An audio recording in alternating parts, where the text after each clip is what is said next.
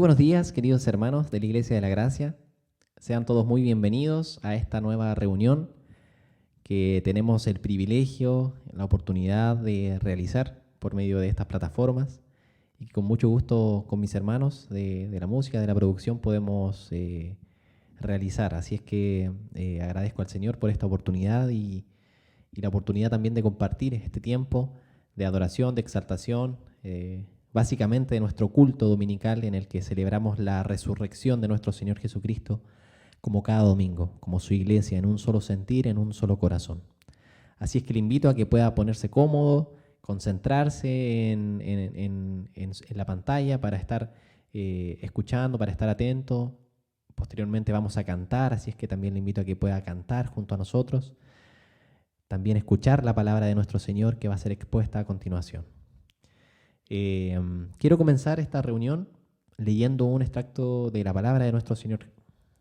Queda en el libro de Nahum, en el Antiguo Testamento. Es un libro cortito,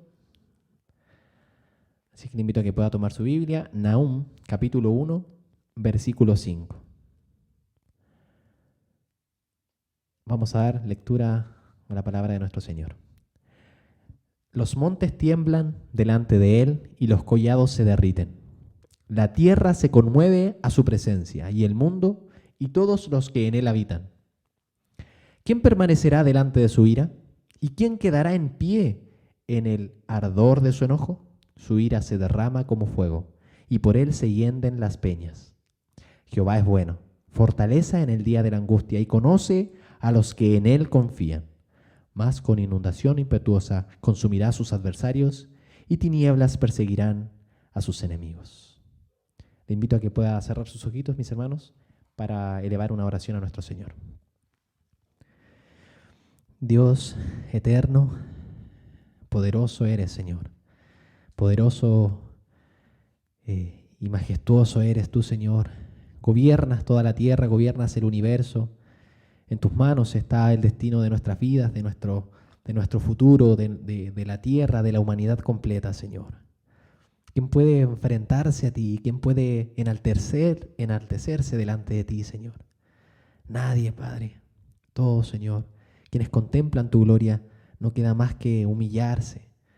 Y eso es lo que queremos hacer en esta mañana, Señor. Humillarnos delante de ti, reconocer tu grandeza y nuestra bajeza, Señor. Reconocer nuestros pecados, nuestras maldades, nuestra incompetencia delante de ti, nuestra injusticia que está delante de tus ojos, Señor. Nos humillamos, Señor, y declaramos que solo tú, Señor, eres nuestro Dios, que solo en ti tenemos la posibilidad de tener salvación. Solo en ti hay salvación, Señor. Te agradecemos por la oportunidad de estar delante de ti, Señor, aún con la distancia, Señor, que nos separa, Señor, de tu grandeza y de nuestra pequeñez. Tú nos permites acercarnos confiadamente, con confianza, nos permites acercarnos a ti, Señor, y adorarte y expresarte nuestra gratitud, nuestros deseos, Señor, nuestras alabanzas, Señor, delante de ti. Gracias, oh Señor. Gracias, Padre, porque nos has salvado, porque nos has limpiado, porque has renovado nuestras vidas, Señor. Y hoy, pudiendo estar en cualquier otro lugar, pudiendo estar haciendo cualquier otra cosa, tú nos permites acercarnos, Señor, como tu iglesia, como cada domingo, Señor, nos reunimos y celebramos tu nombre, Señor. Muchas gracias, Dios eterno. Dejamos esta reunión en tus manos, confiando, Señor, que es para tu gloria. Muchas gracias, Dios eterno, en el nombre de Jesús. Amén. Mis hermanos, les invito a que juntos podamos cantar alabanzas a nuestro Señor.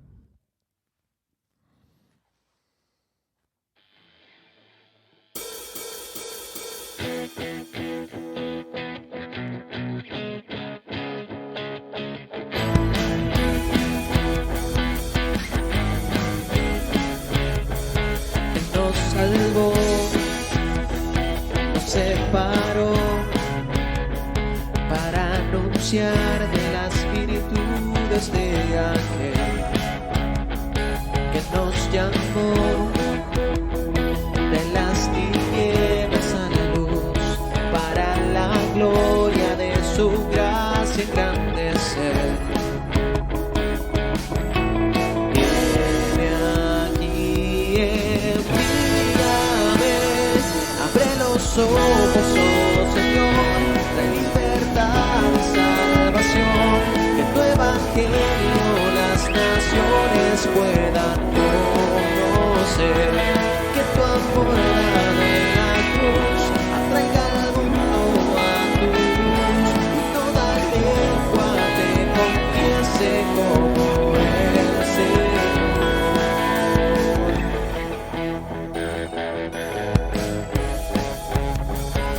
Danos valor para predicar de tu palabra siempre con fidelidad, ir sin temor, pues con nosotros estarás y a los confines de la tierra alcanzar.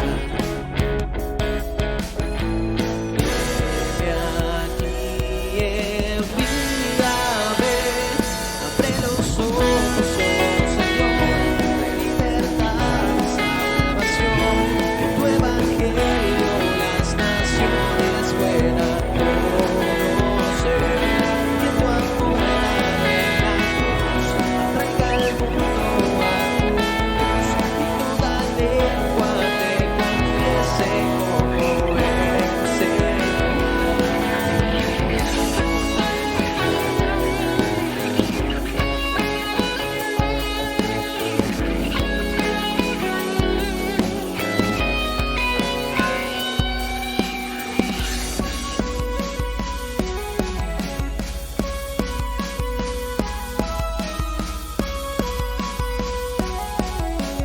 tu luz, y toda lengua te confiese como el Señor. Abre los ojos, oh Señor, trae libertad y salvación, que tu evangelio las naciones puedan conocer, que tu amor dado en la cruz atraiga al mundo a tu luz, toda lengua te confiese como el Señor.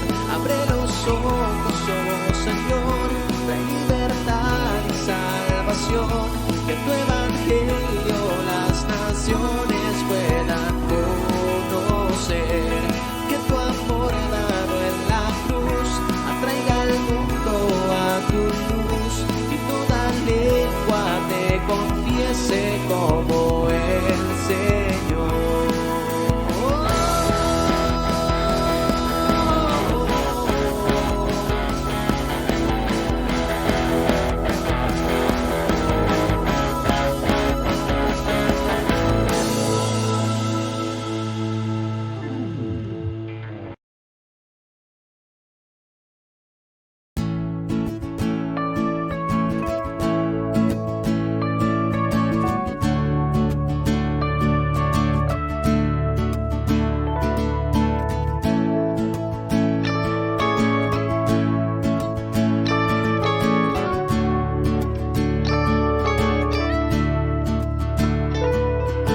Quien aviva el fuego de 1000 soles con poder, que en los cielos arden, nadie como Él, nuestro Dios.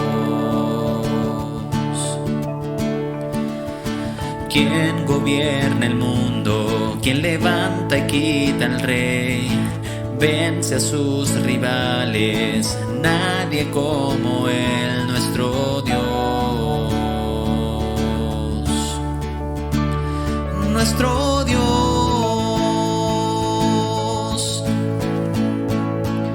santo, solo tú eres santo, sin igual en gloria, santo Dios.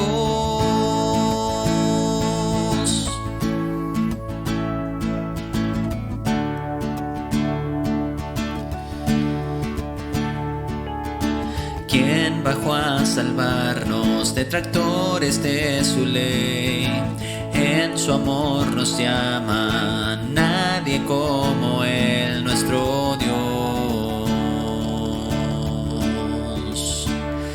Nuestro Dios,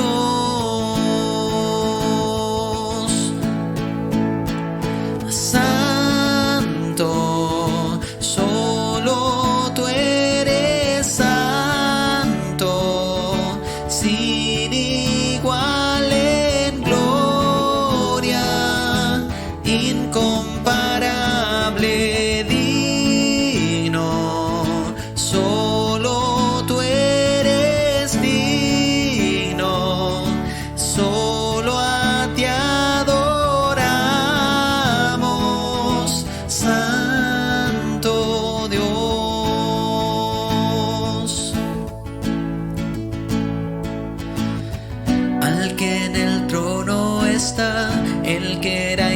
pronto vendrá, y al Cordero inmolado, gloria al que en el trono está, el que era y pronto vendrá, y al Cordero inmolado, gloria al que en el trono está, el que era y pronto vendrá, y al Cordero inmolado, gloria.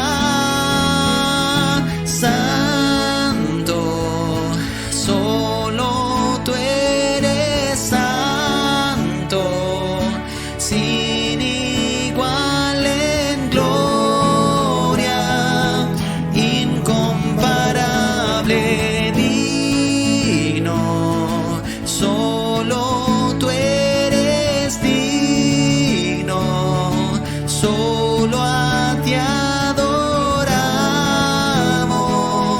Santo Dios.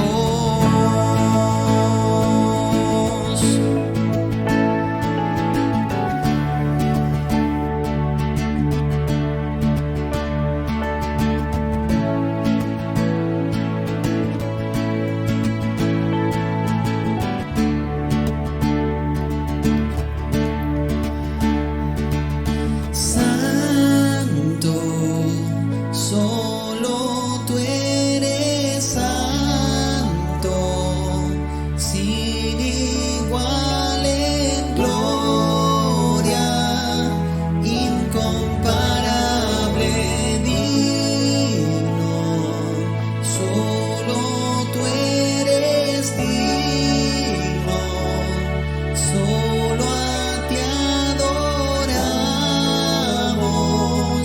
Santo Dios.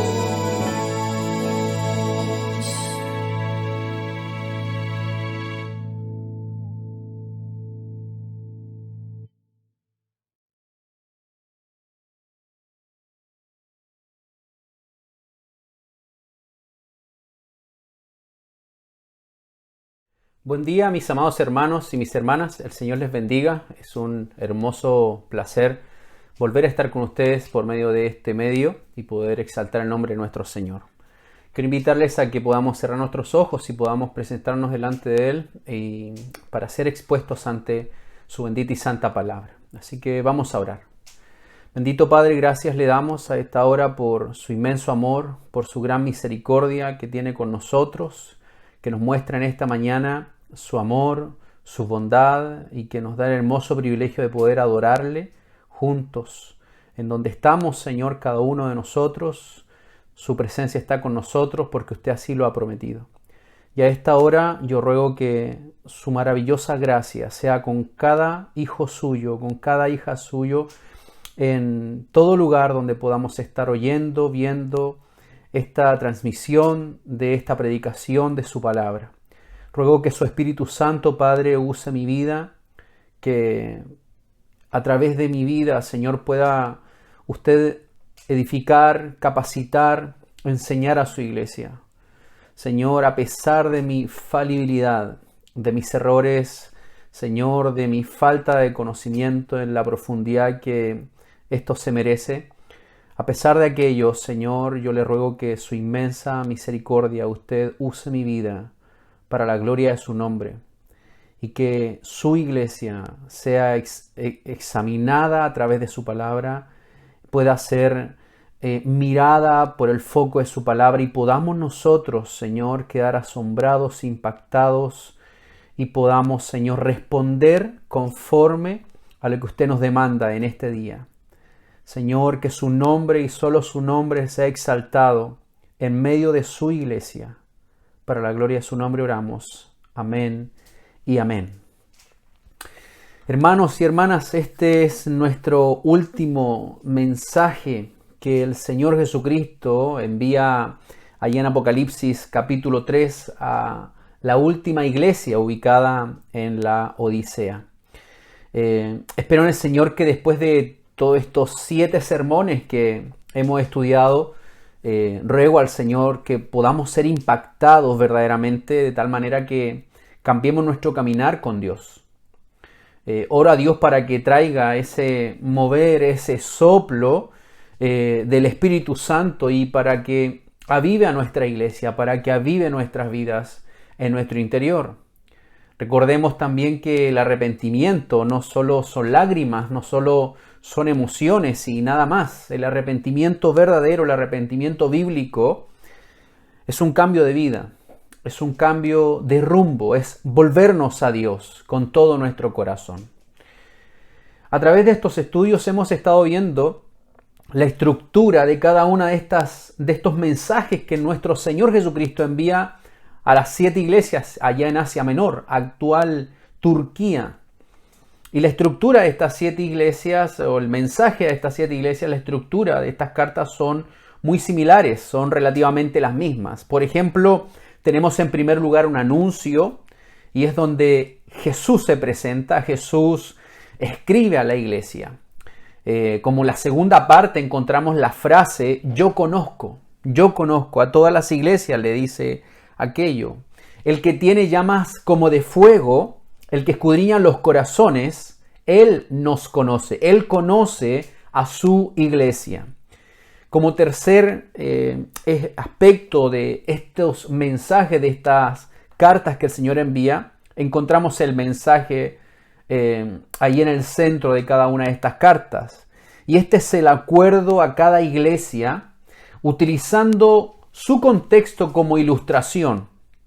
Entonces, de ese contexto donde está la iglesia ubicada, el Señor toma algunos ejemplos para ilustrar lo que Él va a hacer y nos da a entender que no es un mero palabras al viento, sino que son palabras, son mensajes certeros, son al centro del corazón de cada una de las iglesias. Como cuarto punto encontramos en esta estructura de estos mensajes la promesa. Y estas promesas nos animan para seguir trabajando y entregándonos por completo, por entero a nuestro Señor Jesucristo. Y por último encontramos ese llamado final que hace el Señor Jesucristo a cada una de las iglesias. Esta frase, el que tiene oídos, oiga lo que el Espíritu dice a las iglesias. El Señor Jesucristo escribe esta carta. Juan escribe porque el Señor Jesucristo le envía esta carta a las 7 iglesias, pero toda esta obra la va haciendo el Espíritu Santo moviéndose en cada una de las iglesias de nuestro Señor Jesucristo. Entonces hemos pasado por estas 7 iglesias: Éfeso, Esmirna, Pérgamo, Tiatira, Sardis y Filadelfia, vimos el domingo pasado. Recordemos algo acerca de Éfeso. Éfeso era una iglesia que trabaja muy bien, es una iglesia que es ortodoxa, que denuncia lo falso, que denuncia la falsa enseñanza, la falsa doctrina, impide que eso se enseñe en la iglesia, esas falsas doctrinas. Pero lamentablemente dejaron el primer amor. Tenían ortodoxia, pero era una ortodoxia muerta. Luego vimos la iglesia de Esmirna. Bueno, la iglesia de Esmirna es una iglesia fiel a Cristo en medio de la persecución. Era una iglesia sufriente, pobre materialmente, pero rica ante los ojos de nuestro Señor Jesucristo. Es una de las 7 iglesias, dentro de estas 7 iglesias, es una de las 2 dentro de estas 7 a las cuales el Señor no le tiene ningún reproche. La iglesia de Esmirna, una iglesia fiel. Luego pasamos a la tercera iglesia, y la iglesia de Pérgamo.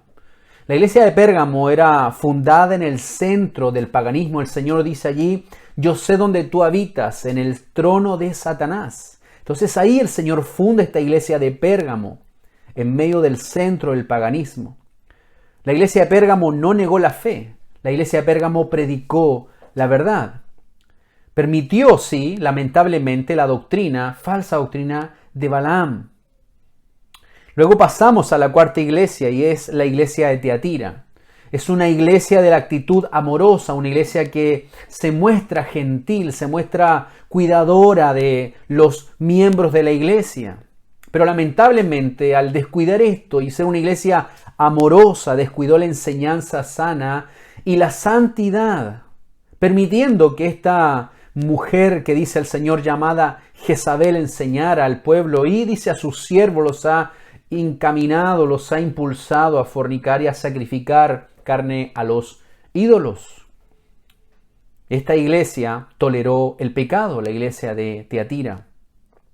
Por último, pasamos a nuestra quinta iglesia, la iglesia de Sardis.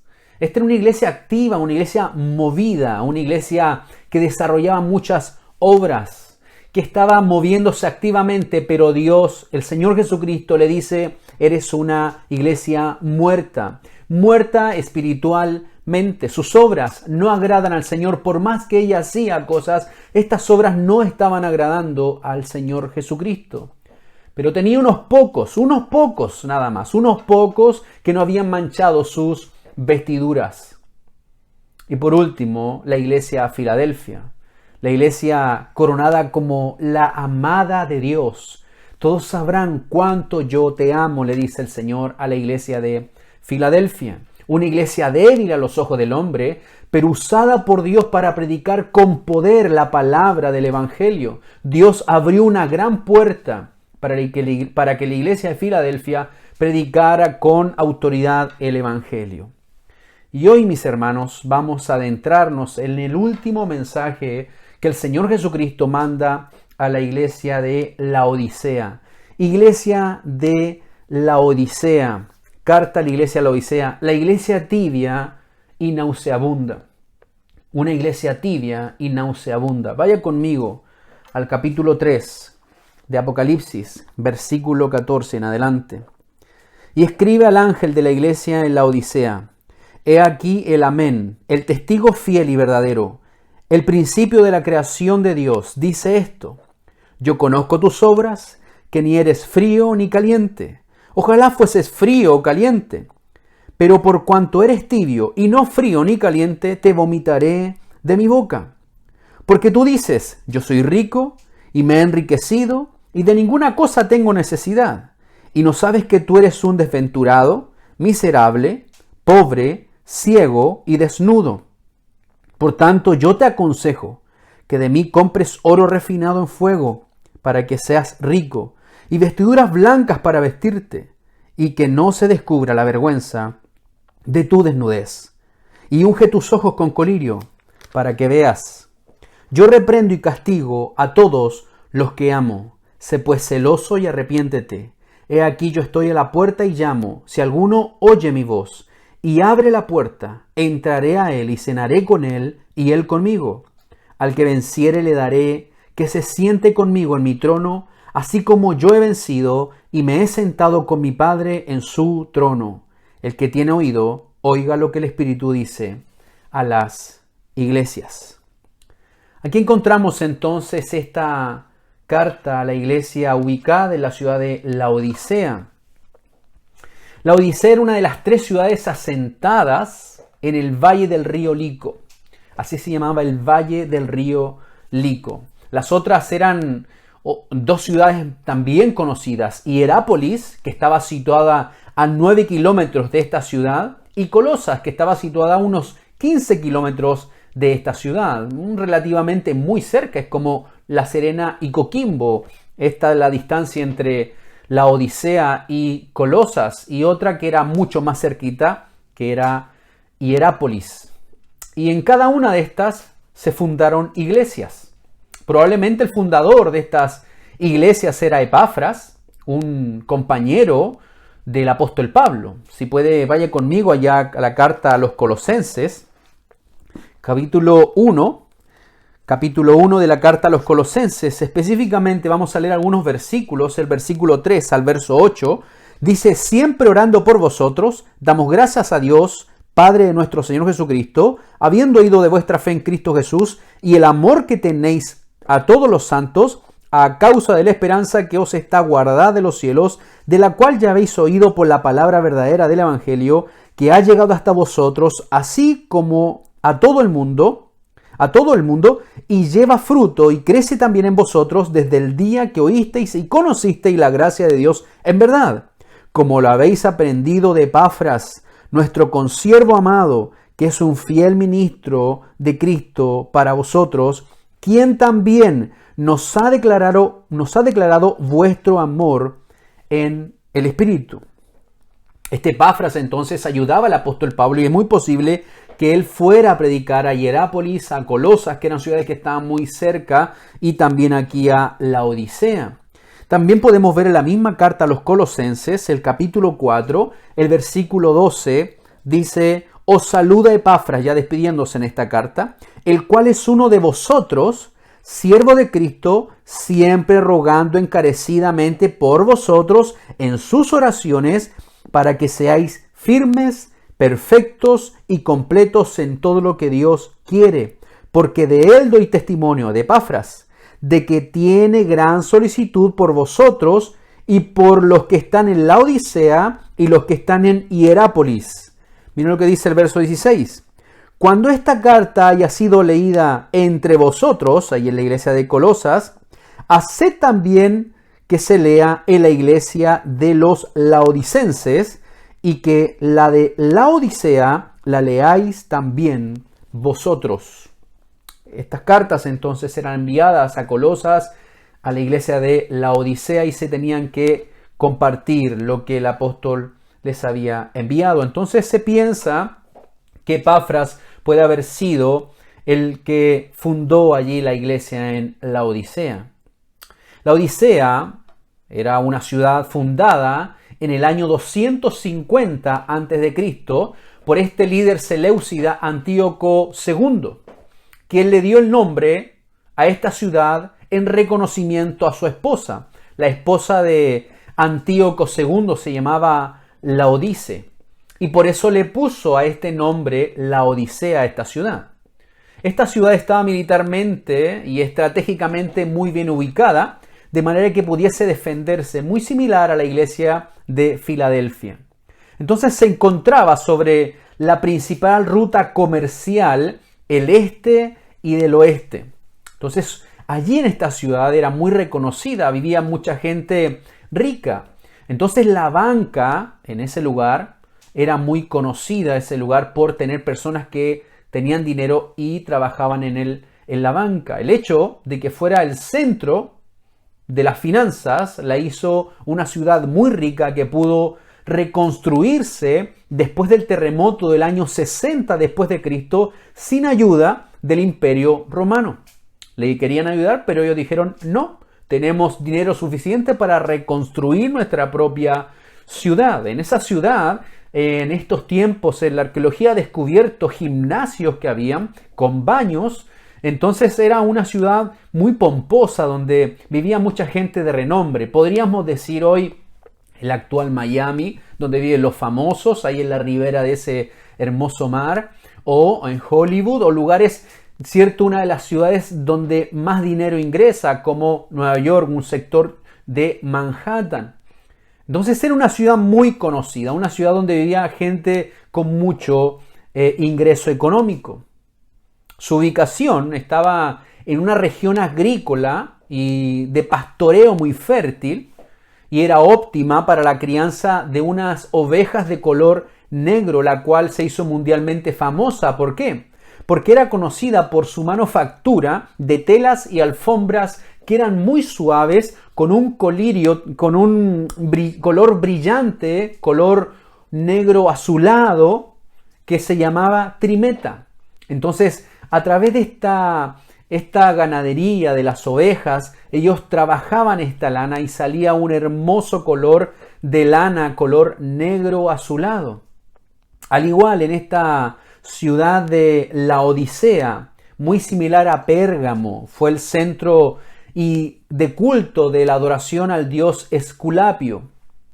Tenía una escuela de medicina famosa por su tratamiento con colirio para los ojos y un bálsamo que se aplicaban para los oídos. Entonces se adoraba a este dios Esculapio, el dios de la medicina, por este gran descubrimiento que la Odisea tenía, este colirio, este ungüento que utilizaban para los ojos. Entonces la carta a la Odisea no dice nada en cuanto si habían judíos o había alguna sinagoga judía, lo que significa que esta iglesia, como la de Sardis, predicaba un evangelio que no significaba para nada una amenaza para los judíos. Y los cristianos de la Odisea tampoco tuvieron que enfrentarse a ninguna persecución de parte de los gentiles. No aparece nada, no nos relata nada aquí Juan sobre la persecución que pudiese existir en esa ciudad. Entonces no hubo falsos apóstoles en esta iglesia, no había falsos maestros, no estaban los nicolaitas, no estaban los de Balaam, tampoco había una Jezabel dentro de esta iglesia. Era una iglesia muy tranquila, al parecer. El templo para rendir culto a César en esta ciudad estaba en el lugar céntrico de la Odisea. En la iglesia se conformaba lamentablemente a otras religiones. Y si nos damos cuenta a través del relato que el Señor Jesucristo, del diagnóstico, porque el Señor Jesucristo a ninguna de estas iglesias tiene una opinión, sino que el Señor hace un diagnóstico. Él no dice, yo creo que tú puedes cambiar. No. El Señor observa con sus ojos como llama de fuego. El que escudriña los corazones sabe muy bien lo que acontece en su iglesia. Por lo tanto, Él hace un diagnóstico. Entonces, aquí vemos a una iglesia que se conformaba a otras religiones, que disfrutaba de la riqueza material, que vivía una vida fácil, no insistía en los derechos de Cristo de vivir conforme a su voluntad. En consecuencia, Jesús no va a pronunciar en esta carta ninguna palabra de alabanza de esta iglesia que no llegan a proclamar su mensaje de salvación. Ninguna cosa buena ve en esta iglesia el Señor. No tiene ningún diagnóstico, ni tiene ningún llamado a yo conozco tus obras, estás pasando tribulación. No le dice, aunque eres débil, yo te veo fuerte. No dice ninguna alabanza. Todo lo contrario, a esta iglesia de la Odisea, el Señor lo llena de asco por cómo vivía esta iglesia. Tanto es así que con palabras muy fuertes el Señor Jesucristo dice, te vomitaré de mi boca. Una iglesia nauseabunda. El suministro de agua que llegaba a esta ciudad de la Odisea llegaba desde Hierápolis y desde Colosas. Por medio de un acueducto llegaban este suministro de agua. Recordemos que Hierápolis, la distancia es de unos 9 kilómetros y la fuente de Hierápolis contenía aguas termales. Eran aguas ricas en carbonato de calcio. Era nuestras termas de Coñaripe, era como esa ciudad, ¿ya? Donde hay muchas termas, o Chillán por aquí, también cerquita a nuestro lugar de la ciudad de La Serena, Soco, pero era un lugar donde había muchas aguas termales que eran ricas en carbonato de calcio. Cuando el agua llegaba a la Odisea, su temperatura llegaba tibia. ¿Cuál era la razón? Pero una razón era porque 15 kilómetros más allá estaba la ciudad de Colosas y en Colosas tenía aguas muy frías. Y cuando el agua de Colosa, que era fría, y el agua de Hierápolis, que era caliente, se juntaban por estos acueductos, llegaban tibia y turbia a la ciudad de la Odisea. Por lo tanto, no era bueno beber de esas aguas. Y aunque esas fuentes termales tenían valor medicinal, y era como un balneario para los habitantes de ese lugar, Jesús compara esta unión de aguas con la tibia vida espiritual de los cristianos de la iglesia en la ciudad de la Odisea. Entonces, teniendo ya un poco el contexto de donde se encontraba esta iglesia, vamos a ir viendo los versículos a ver qué el Señor nos quiere decir en esta mañana. Versículo 14. Y escribe el ángel de la iglesia en la Odisea. He aquí el Amén, el testigo fiel y verdadero, el principio de la creación de Dios, dice esto. El Señor Jesucristo entonces se identifica como el Amén, el testigo fiel, el principio de la creación de Dios. El Amén significa firme, seguro, sólido. Se puede considerar como una referencia a Isaías, capítulo 65, verso 16, donde se describe al Señor como el Dios de la verdad. O también traducido de otra forma, el Dios de amén. Esto afirma nuevamente que Jesucristo es idéntico a Dios mismo también. Por tanto, lo que el Señor dice es así es. El Señor dice, yo soy la verdad, en otras palabras. Yo soy la verdad, yo soy el amén. Estas palabras utilizadas, ¿cierto?, en una fraseología hebrea, de cierto te digo, o amén, amén te digo. Es una verdad, es lo que el Señor es, su esencia es verdadero. Por eso sigue diciendo el testigo fiel y verdadero. Y esto refuerza entonces lo que Él se presenta como el amén. Significa entonces que el Señor Jesucristo es absolutamente confiable. Se contrasta la fidelidad de Jesús con este titubeo, con este vaivén de los creyentes en la iglesia de la Odisea. Entonces el amén, el testigo fiel y verdadero, va a hablar. Y luego dice, el origen de la creación de Dios. Aquí muestra la familiaridad con la epístola a los Colosenses. Nuevamente, allá en la carta a los Colosenses, en el capítulo 1, dice lo siguiente, en el versículo 15, Él es la imagen del Dios invisible, hablando de nuestro Señor Jesucristo. Él es la imagen del Dios invisible, el primogénito de toda creación, porque en Él fueron creadas todas las cosas, las que hay en los cielos y las que hay en la tierra, visibles e invisibles, sean tronos, sean dominios, sean principados, sean potestades, todo fue creado por medio de Él y para Él. Y Él es antes de todas las cosas, y todas las cosas en Él subsisten. Entonces la relación aquí es que el Dios eterno, quien creó todas las cosas, tiene razón en exigir a los laodicenses un compromiso de fidelidad incondicional aparte de ellos. Entonces, aquí, mis hermanos, es sumamente importante hacer un punto, hacer hincapié, ya que lamentablemente muchos maestros heréticos o falsos maestros se han tomado de esto como prueba de que Cristo no es eterno, porque Él dice allá en Apocalipsis, el principio de toda creación de Dios. Dicen ellos, ¿ves que lo primero que Dios creó fue a Jesús? Esto es una aberración, esto es una herejía, esto es falso.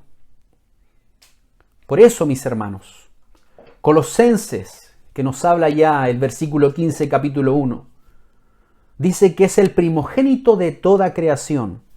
Inmediatamente se agrega, porque en Él fueron creadas todas las cosas.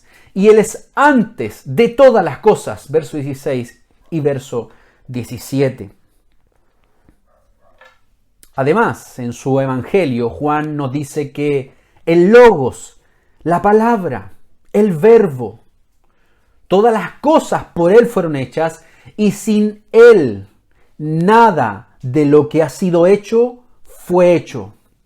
Entonces la frase aquí debe ser interpretada a la luz de estos pasajes, que significa el origen o fuente primaria de la creación de Dios. Él es el origen, Jesucristo, de Él, por Él y para Él fueron creadas todas las cosas. Entonces vemos aquí que en ningún momento se dice que Jesucristo fue creado, sino que Él es el principio, Él es el origen, Él es la fuente primaria de la creación de Dios. Vamos entonces al verso 15. Y aquí nosotros vamos a ver la condenación.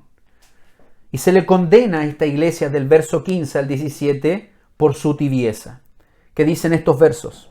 Yo conozco tus obras, que ni eres frío ni caliente. Ojalá fueres frío o caliente. Pero por cuanto eres tibio y no frío ni caliente, te vomitaré de mi boca. Verso 17. Porque tú dices, yo soy rico, me he enriquecido, y de ninguna cosa tengo necesidad, y no sabes que tú eres un desventurado, miserable, pobre, ciego y desnudo. Esta iglesia recibe la más dura reprensión de todas las demás iglesias. Con todo eso, el Señor siempre es misericordioso, ¿no es así? El Señor Jesucristo no pierde su tiempo en elogios. Él va directamente a lo que quiere decir a su iglesia. Yo conozco tus obras. Yo sé quién eres. No eres frío ni caliente. Ojalá fuese frío o caliente. A diferencia de otras iglesias, Jesús no censura a esta iglesia de la Odisea por pecados de herejías o idolatrías o fornicaciones o sacrificio a ídolos, sino por su actitud. Eso es lo que el Señor censura en esta iglesia, su actitud. Entonces se parece al caso de la iglesia de Éfeso. La iglesia de la Odisea ni era fríamente inherente, ni tampoco era ferviente en espíritu. Entonces, no era fría como indiferente, ni tampoco era ferviente en espíritu. Estaba allí, era tibia. El verso 16, el Señor Jesucristo entonces le da la respuesta y se expresa en un lenguaje muy gráfico y de una forma muy enérgica, de una forma muy fuerte. Pero por cuanto eres tibio y no frío ni caliente, te vomitaré de mi boca. No se encuentra ni en el Nuevo Testamento ni en la Septuaginta, solamente aparece aquí en este versículo. La palabra, no obstante, era conocida por Heródoto, quien la usa para describir las aguas insípidas que causan náuseas. Esta idea de agua tibia se conocía por este filósofo Heródoto. Y él hacía esta relación de estas aguas insípidas que causaban deseos de regurgitar, causaban náuseas. Entonces la figura aquí expresada tuvo que haber impactado grandemente a la iglesia de la Odisea. ¿Cómo tú, el pastor de la iglesia, me vienes a decir que soy una iglesia nauseabunda cuando nosotros tratamos de mantener todo lo mejor? Esa tibieza está mostrando la mediocridad o neutralidad pasiva de los laodicenses que se estaban amoldeando a esta sociedad, que se estaban amoldeando a su contexto. Ellos estaban viviendo, mirando y caminando conforme a la cosmovisión de su cultura pagana, que dependía, que se gloriaba de su riqueza, de su reconocimiento humano. El agua fría de Colosas refrescaba al que bebía esta agua. Era un agua fría. ¿A quién no le gustaría tener de repente cuando hace el ejercicio, cuando sale, no sé, a trotar o va a jugar en algún deporte, o simplemente ha caminado mucho y llega a la casa y va al refrigerador a tomar un agua fría? ¿Cuánto no le gusta tomar un refresco frío? Bueno, las aguas de Colosas refrescaba a las personas que vivían y que en ese sector y bebían esta agua. Era refrescante. En Hierápolis, estas aguas calientes calmaban al que se bañaba en ellas. ¿A cuánto no les agrada en esta época de que comenzamos, ¿cierto? Esta temporada más fría aquí en La Serena, ir a un lugar, ¿cierto?, de vacaciones y entrar en aguas termales exquisitas?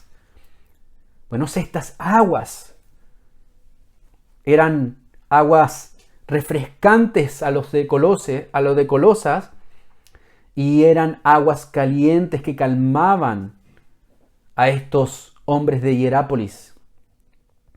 Pero ¿y el agua tibia que llegaba por estos acueductos a la Odisea?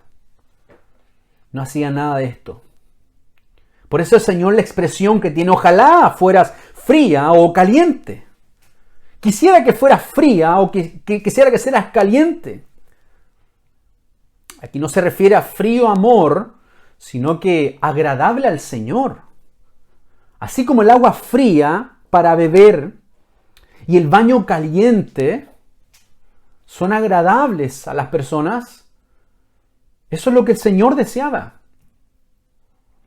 Por lo tanto, como eres tibio, es un agua turbia, sucia, comparándola con su vida espiritual, te vomitaré de mi boca.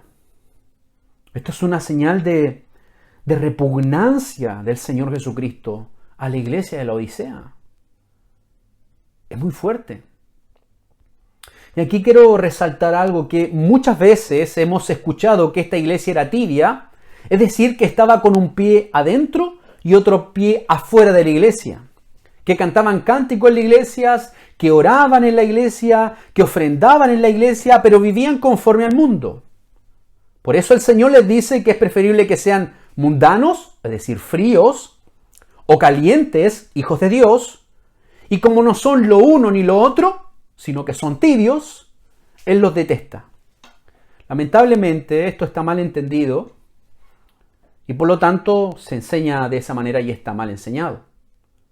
Hermanos, lo que el Señor dice a la iglesia de la Odisea es que no son agradables a Él porque son orgullosos. No le está diciendo que están con un pie afuera y un pie adentro. Él les está diciendo que son tibios, que son orgullosos. Porque no está diciendo que es mala el agua caliente ni es mala el agua fría. No está diciendo prefiero que seas mundano o cristiano. ¿Cómo el Señor va a preferir que fuera mundano una persona? Claro que no. Él está diciendo ojalá fuese frío, agradable a mí, como esa agua de Colosa que es agradable cuando se toma un sorbo frío. Ojalá fueras caliente como el agua de Hierápolis, que uno se puede bañar en una terma, pero eres tibio, eres turbio. No eres agradable. ¿Pero por qué no es agradable? Lo que el Señor está diciendo es que no son agradables porque son orgullosos, porque son soberbios. Son tan desagradables como esa agua sucia, como esa agua turbia, como esa agua tibia que llega a esa ciudad. Quisiera que fueran como esa agua fría, exquisita, o como esa agua caliente para darse un baño, pero no. Son detestables. Son detestables. ¿En qué sentido son orgullosos? Bueno, ¿cómo llego a esa conclusión? En el verso siguiente, mis hermanos. ¿Por qué te voy a vomitar de mi boca? Porque tú dices, yo soy rico y me he enriquecido y de ninguna cosa tengo necesidad. Esta iglesia causaba repugnancia a Jesús a causa de su orgullosa autosuficiencia. El Señor Jesucristo recrimina la presumida soberbia de la iglesia de la Odisea de una forma irónica. Soy rico, me he enriquecido y no tengo necesidad de ninguna cosa. Se creían buenos, pero eran demasiado malos. Se observa que la iglesia reflejaba el sentir de la comunidad. Como la sociedad vivía afuera, en la iglesia se estaba viviendo. Como eran ricos financieramente por la industria del comercio textil de la ciudad y también por la medicina para los ojos, la iglesia también consideraba que estaba en la misma condición de riqueza. Luego la siguiente frase demuestra la autosatisfacción que tenía esta iglesia. Dice, me he enriquecido. Es decir, lo que tengo lo he obtenido por mi propia fuerza. Yo me la he jugado, yo me he esforzado, yo tengo la capacidad, yo soy.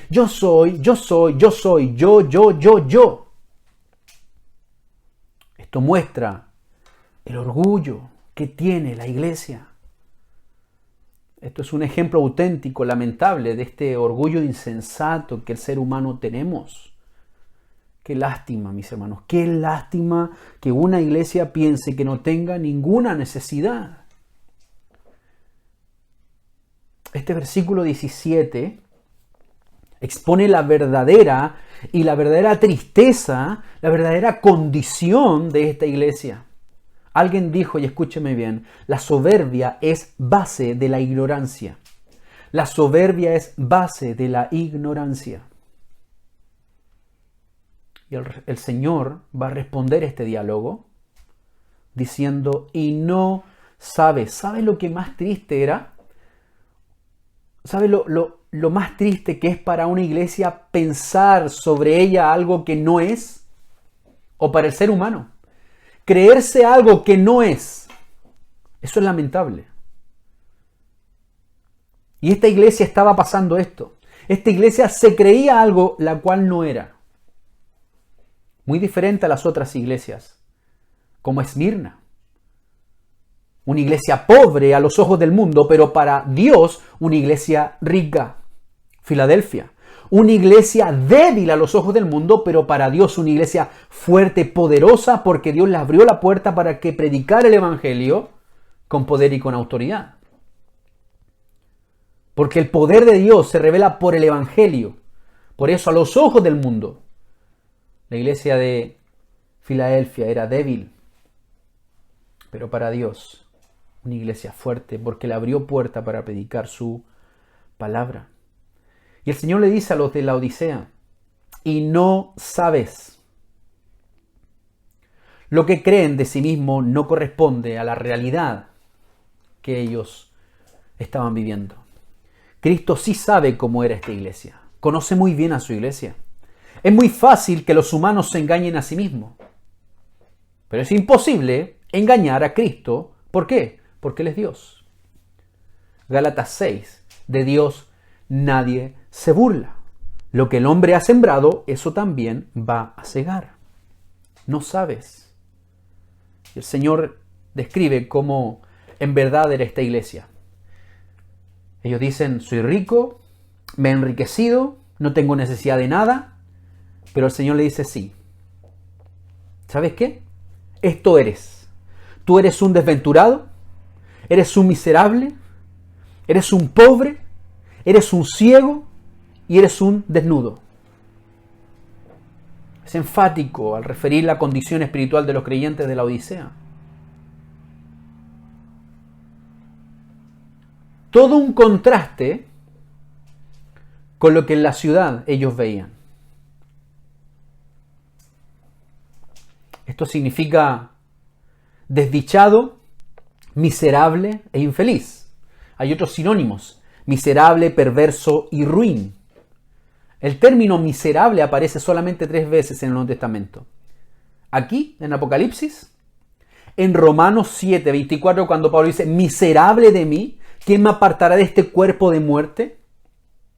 Y en Corintio, la primera carta, capítulo 15, verso 19, si Cristo no hubiese resucitado, seríamos los más dignos de conmiseración, dignos de lástimas.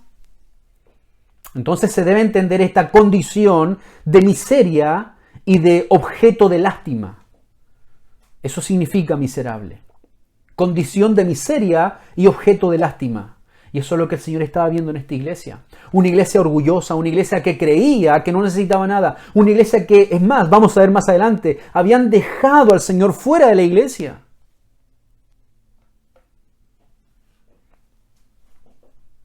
Otro sinónimo para esto es infame, vil. Hermanos, la iglesia de la Odisea era una iglesia pobre, espiritualmente en contraste con la riqueza material de la ciudad. La iglesia en la Odisea era ciega, en contraste con la famosa escuela de medicina que había en la Odisea. Y la iglesia en la Odisea estaba desnuda, en contraste con la fábrica de lana de alta calidad que era reconocida esta ciudad. Todos estos adjetivos, pobre, ciega, desnuda, todos estos adjetivos expresan la condición de humillación y de vergüenza que tenía esta iglesia, como Cristo le estaba observando en realidad. Vemos entonces la presentación del Señor, vemos la condenación del Señor a la iglesia y ahora vamos a ver el llamamiento que le hace el Señor a esta iglesia para que se arrepienta de su precaria condición espiritual. Verso 18 y 19. Por tanto, yo te aconsejo que de mí compres oro refinado en fuego. Él se pone como el vendedor. Él se pone como un vendedor, ¿cierto?, que pasa por ahí y le dice, compra de mí. Pero en forma irónica, ¿por qué? Porque antes le dice que es pobre. ¿Cómo va a comprar si no tiene dinero para comprar lo que el Señor le quiere ofrecer, para cubrir su desnudez, para sanar su ceguera? Por tanto, yo te aconsejo que de mí compres oro refinado en fuego, para que seas rico, y vestiduras blancas para vestirte, y que no se descubra la vergüenza de tu desnudez, y unge tus ojos con colirio para que veas. Yo reprendo y castigo a todos los que amo. Sé pues celoso y arrepiéntete. Este es el llamamiento del Señor. Arrepiéntete. El Señor Jesucristo le recomienda a esta iglesia, que era una iglesia presumida, a que actúe en arrepentimiento. Entonces yo te aconsejo que de mí compres oro refinado por fuego para que seas rico. El Señor aconseja cambiar lo falso, lo pasajero, para tomar, para adquirir lo que es genuino y que tiene peso y que tiene valor eterno en el reino de Dios. Así como el hombre de la parábola, ya en Mateo capítulo 13, que dice que dejó todo y compró un gran terreno para tomar la perla de gran precio que había dentro de ese terreno. Dejó todo. El Señor recomienda entonces que compren de Él estas vestiduras blancas para que te vistas y no se descubra la vergüenza de tu desnudez. Esto hace relación al pecado del principio, cuando Adán y Eva pecan, desobedecen a Dios y se ven desnudos y tienen vergüenza y por eso se tapan con estas hojas. Esas pieles que el Señor les pone, de ese animal que sacrifica y pone esas pieles, no cubrieron su desnudez espiritual, pero sí en Cristo Jesús podemos cubrirnos de esa desnudez espiritual. Y por eso el Señor le dice a esta iglesia, ven y compre de mí vestiduras blancas para que te vistas y no se descubra la vergüenza de tu desnudez.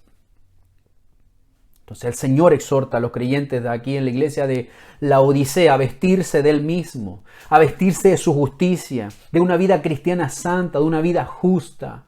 Como dice Pablo a Efesios, a Colosenses, despojaos del viejo hombre y vestidos del nuevo según Dios, conforme a su voluntad.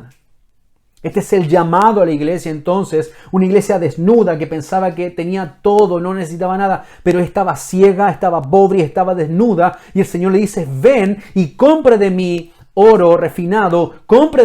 Entonces el Señor le aconseja que compren este oro refinado para que puedan ser ricos. También le llama a que compren esta vestidura blanca para que puedan cubrir su desnudez.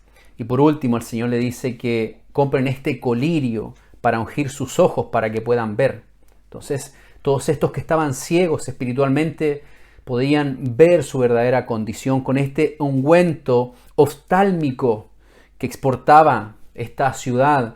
No iba a poder ayudarles a sacarle esa ceguera espiritual. Lo único que podían hacer era venir a Cristo. Necesitaban este colirio que provenía de nuestro Señor Jesucristo para que verdaderamente pudiesen sacarse esa ceguera y vieran cómo realmente estaban viviendo. Entonces la iglesia de Laodicea creía que no necesitaba nada. En realidad estaba desprovista de todos los elementos primordiales de la vida espiritual. El versículo 19 entonces dice, yo reprendo y castigo a todos los que amo. Sé pues celoso y arrepiéntete. De esta severidad entonces, de esta exhortación, ahora el Señor pasa a una repentina ternura única con el que va a tratar con esta iglesia. Hay una alusión aquí a Proverbios capítulo 3, verso 12, donde habla de este amor del Padre para disciplinar a su Hijo. Entonces reprender significa declarar convicto, es decir, castigar para educar a este niño, en este caso según Proverbios. Entonces esto demuestra la compasión del Señor cuando trata a esta iglesia que necesita amor y necesita también disciplina. Este término celoso significa tener entusiasmo, fervor en la vida cristiana. En otras palabras, significa venir a Cristo con todo el corazón. Y este llamado que el Señor hace entonces a esta iglesia, arrepiéntete. Este arrepentimiento bíblico es el volverse a Cristo. Porque el arrepentimiento, como dijimos en un principio, no es solo llorar por mi pecado, no es lamentarme por mi pecado, no es solamente reconocer mi pecado y nada más. El arrepentimiento bíblico significa volverme en pos de Cristo, cambiar mi caminar pecaminoso. Obviamente esto va a traer, claro que sí, vergüenza, va a traer dolor, va a traer llanto, lamento por mi pecado. Entonces, esta iglesia debe caminar conforme a la voluntad de Dios. Debe cambiar también su actitud. Este arrepentimiento es volver entonces a ir en pos de Cristo.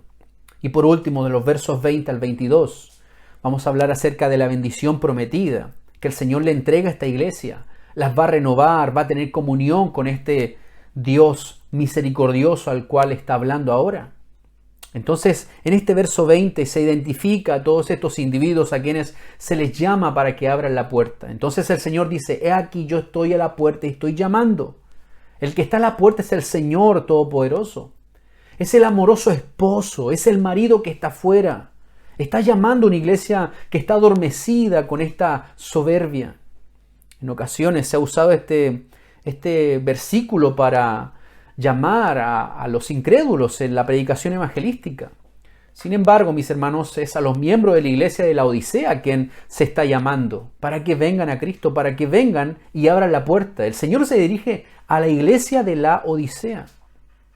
Entonces, esta iglesia que es ciega, pero se cree autosuficiente, había apartado al Señor Jesucristo de la intimidad de la iglesia, lo había dejado afuera.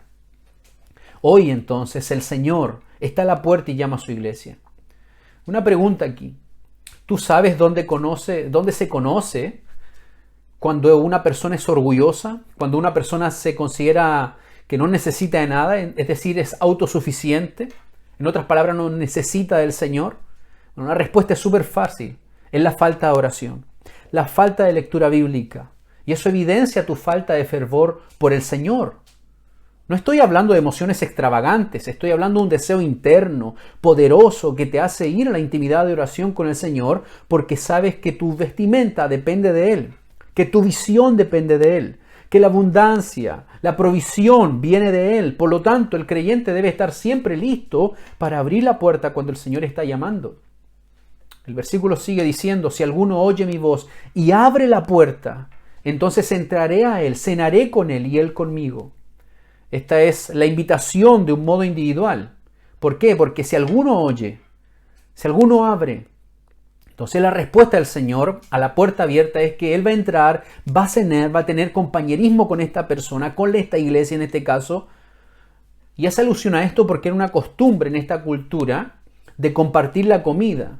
Y compartir esta comida representa un fuerte lazo de unidad, un pacto, un afecto, un compañerismo.